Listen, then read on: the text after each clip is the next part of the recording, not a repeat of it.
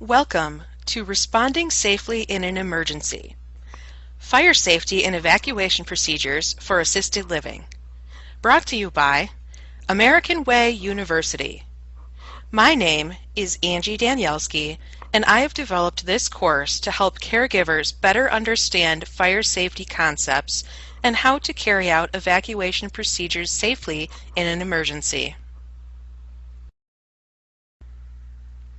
Here is a brief overview of what the second segment of the fire safety course will cover.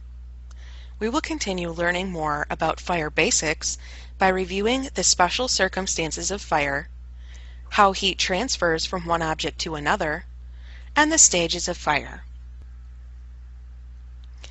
There are two special circumstances that can occur in fire: flashover and backdraft.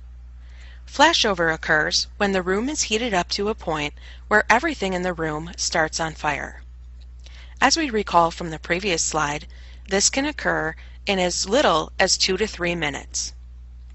Backdraft occurs when there is enough heat and fuel present in the room, just not enough oxygen. As soon as someone opens the door and introduces oxygen, or if a window breaks and lets oxygen in, the fire will explode out of the door or window, potentially injuring anyone on the other side. If we look around the door frame and see wisps of smoke breathing in and out, especially from underneath the door, there's a good chance that backdraft will occur if the door is opened. In an emergency, if you have to go through a door that is closed, it is very important that you feel the door with the back of your hand first before you open that door to test for the level of heat and smoke. If the entire door feels hot, there is a good chance that if it is opened, backdraft will occur. Heat is transferred by 3 methods: conduction, convection, and radiation. Conduction is when heat spreads down an object that is in direct contact with the heat source. Picture a metal stick roasting a marshmallow. If one end is in the fire, the heat will travel down the metal and you will feel the heat with your hand at the other end. Convection is when an object becomes heated because it is close to the heating source. This is like an oven. The food we put in the oven heats up because it is in close proximity to the heat source. Radiation is when heat travels through the air over a longer distance on electromagnetic waves. This is similar to the heat we have in our houses or a fireplace. The fireplace is on one wall in the room, and the entire room heats up. All fires once started will go through 4 stages of fire unless one of the elements of the fire triangle is removed, as discussed earlier in this presentation.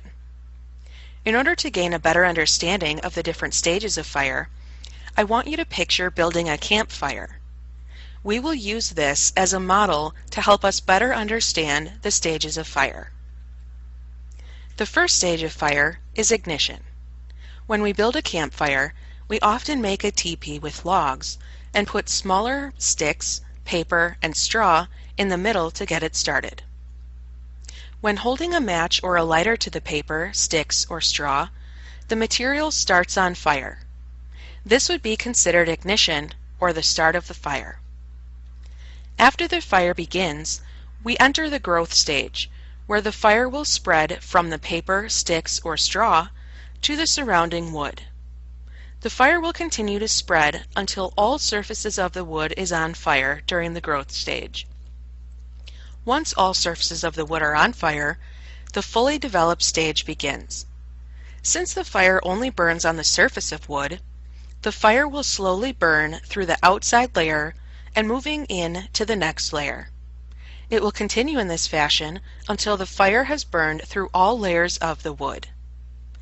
Lastly, the fire moves into the decay or burnout stage.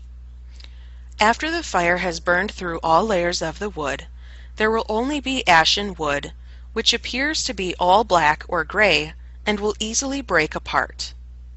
At this point, the embers and ash will still be hot, but the fire will burn itself out because there is no more fuel to burn. If additional fuel is added to the fire, such as additional wood, grass, or paper, the fire will continue to burn, returning to the ignition stage.